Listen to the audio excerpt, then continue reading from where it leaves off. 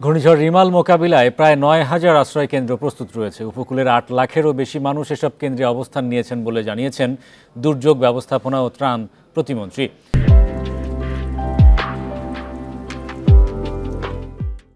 সকালে সচিবালয়ে সাংবাদিকদের তিনি বলেন, দ্রুত অন্যদেরও কেন্দ্রগুলোতে যেতে নির্দেশনা দেওয়া হয়েছে। প্রতিমন্ত্রী মহিবুর রহমান বলেন, দুর্যোগ মোকাবিলায় প্রস্তুত রয়েছে প্রশাসন। এরই মধ্যে সরকারি কর্মকর্তা কর্মচারীদের ছুটি বাতিল করা হয়েছে। সশস্ত্র বাহিনী সহ অন্য বাহিনীগুলো প্রস্তুত রাখা হয়েছে।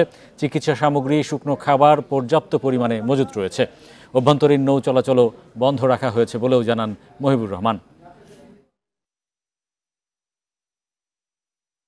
এই দুর্যোগের মোকাবেলার জন্য সার্বিকভাবে আমরা প্রস্তুত রয়েছি। আমরা ইতিমধ্যে আমাদের দুর্যোগ অঞ্চলে আমাদের সমস্ত খাবার এবং উপকরণ পৌঁছে গিয়েছে এবং মানুষকে নিরাপদ আশ্রয় নেওয়ার জন্য সর্বাত্মকভাবে কাজ করতেছে। আশা করি আমরা এটা আঘাত থানার সাথে পূর্বে আমরা সমস্ত মানুষদেরকে নির্দিষ্ট তাদের নিরাপদ আশ্রয় নিয়ে আসতে পারবো।